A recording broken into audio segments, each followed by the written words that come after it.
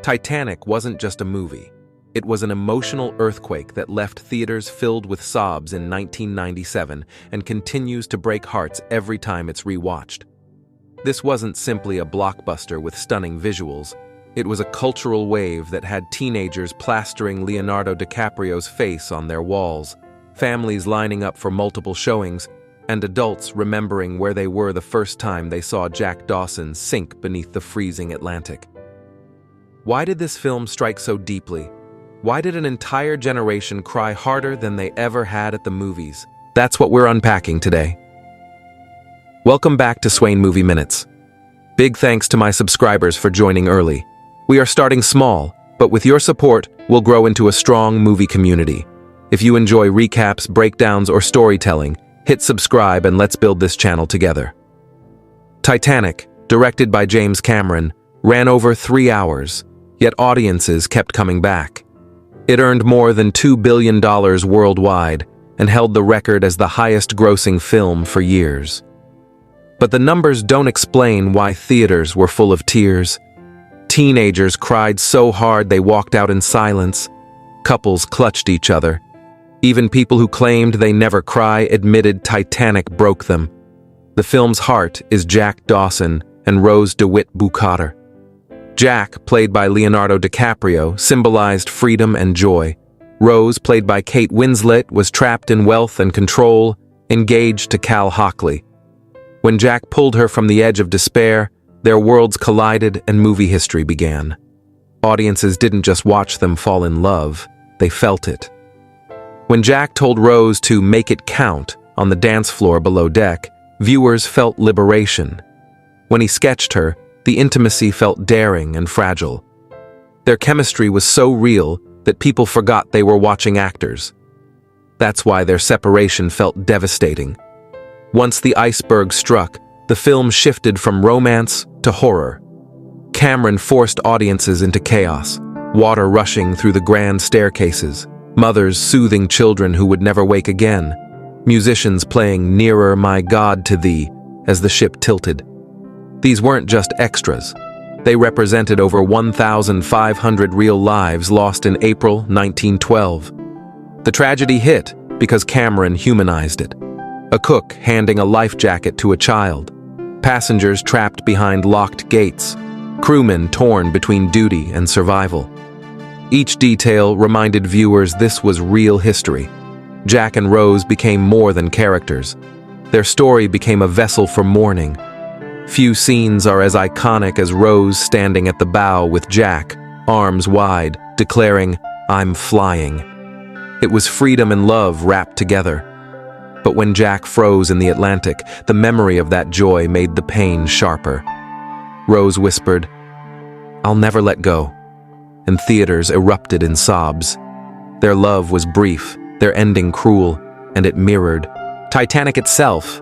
The film multiplied its impact with smaller gut punches. The old couple holding each other in bed, steerage families praying together, the captain standing still at the wheel. These moments hit because they forced audiences to ask, what would I do? Would I fight for a lifeboat or stay with loved ones?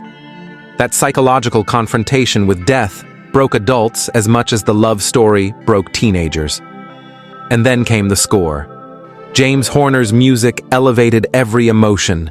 The gentle piano under the sketching scene, the soaring strings as the ship slipped into the sea, and Celine Dion's "My Heart Will Go On," which left theaters in tears and then followed people into daily life, on radios, at weddings, even at funerals.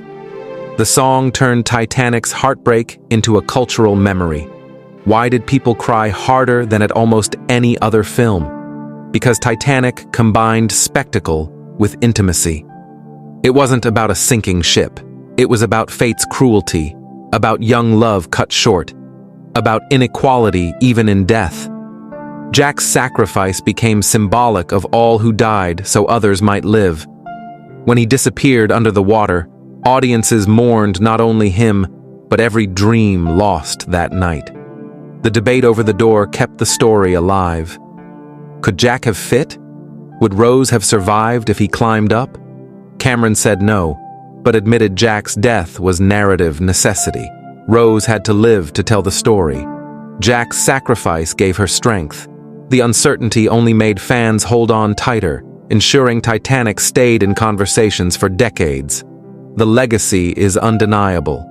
11 Academy Awards, parodies, memes, endless reenactments of the beau scene. But beneath the pop culture lies truth. Titanic is still one of cinema's most devastating films.